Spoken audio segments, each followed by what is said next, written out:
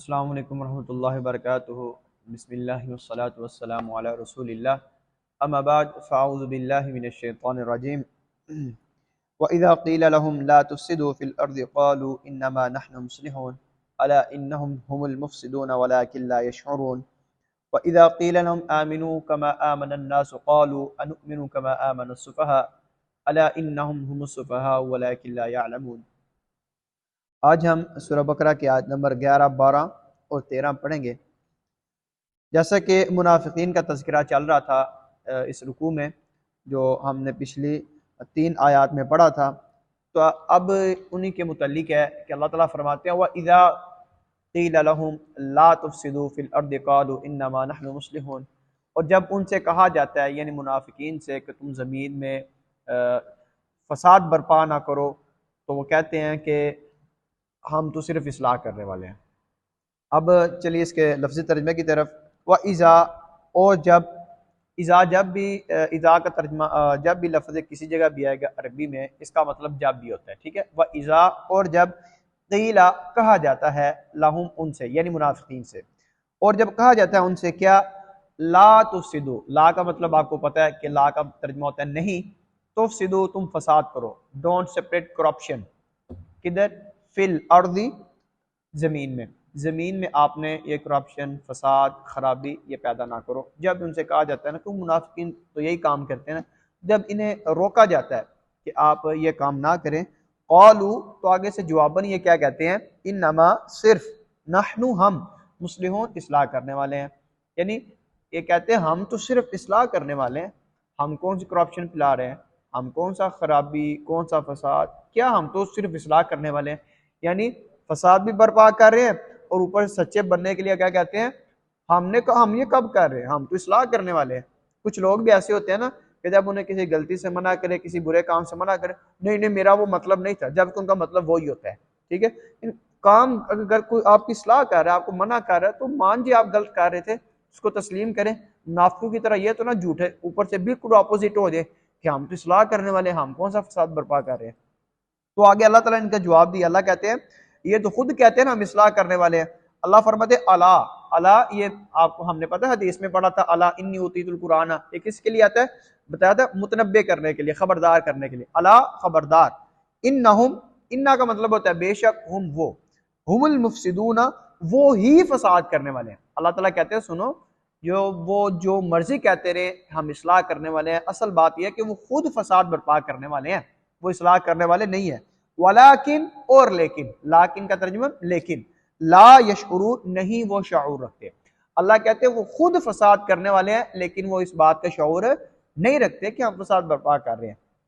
आगे, व इज़ा, और जब, कीला कहा जाता है, ये जो पीछे पहली आयत पढ़ी है हमने उसी से वही अल्फाज इधर है। और जब कीला कहा जाता है लहुम उनसे, यानी मुनाफिकीन से कहा जाता है, क्या कहा जाता है, आमिनू तुम ईमान ले आओ। जब उनसे हुक्म दिया जाता है ना, तुम भी ईमान वाले बन जाओ, ईमान ले आओ, कमा जैसे, आमना ईमान लाए, अन्नास लोग, यानी उस वक्त सहाबाए कराम मौजूद थे, तो जब उनसे कहा जाता जिस तरह ये सहाबाए कराम, लोगों से मुराद है यानी सहाबाए कराम रिज़वानुल्लाहि अलैहिम अजमाइन, जब उनसे कहा जाता जिस तरह ये सहाबाए कराम ईमान ले आए हैं, तुम भी उस तरह ईमान ले आओ ना, क्यों मुनाफिकत अपनाई हुई है। तो आगे से क्या कहते हैं, कालू, तो वो कहते हैं, आ, इसका मतलब होता है क्या, क्या, नुमिनु हम ईमान लाए। आगे से जवाबन कहते हैं नुमिनु, क्या हम ईमान लाए। यानी इस तरह, जिस तरह को होता है ना कि किसी को काम का तो उसका करने का दिल ना हो, तो अपने आप को बड़ा समझ रहा हो, कहते क्या ये मैं काम करूं, मैं तो नहीं करूंगा, मुझे कह रहे हैं। ये मुनाफिक कैसे कहते थे, कहते कि हम ही मान लाए, कमा जैसे, आमना ईमान लाए, असुफहा बेवकूफ। जब उनसे कहा जाता था कि तुम जिस तरह सहाबा कराम ईमान लाए हैं उस तरह तुम भी ईमान ले आओ, तो आगे से जवाबन कहते हैं क्या हम ही मान लें इन बेवकूफ की तरह। ये नाउज़ुबिल्लाह सहाबा कराम को क्या कहते थे, बेवकूफ। कहते हैं कि हम इन बेवकूफों की तरह ईमान ले आए। तो अल्लाह ताला फिर इनका जवाब दिया। अल्लाह कहते अला खबरदार, इन्नहुम बेशक वो, हुम सुफहा वो खुद बेवकूफ है। नाउज़ुबिल्लाह जो सहाबा को बेवकूफ कहने वाले हैं, अल्लाह कहते हैं ये खुद बेवकूफ है। वलाकिन, और लेकिन, ला यालमून ये जानते नहीं है। यानी जो नाउज़ुबिल्लाह सहाबा कराम को बेवकूफ कह रहे हैं, अल्लाह कहते हैं ये खुद बेवकूफ है, इन्हें पता नहीं है। यानी इस पूरी आयत का यूं तर्जुमा होगा, व इज़ा क़ील लहुम आमिनू कमा आमनन नास क़ालू अनुमिनु कमा आमनस सुफ़हा। कि जब भी उनसे कहा जाता है तुम इनकी तरह ईमान ले आओ जिस तरह ये लोग यानी सहाबा किराम ईमान लाए हैं, तो वह कहते हैं क्या हम बेवकूफ़ की तरह ईमान लाए?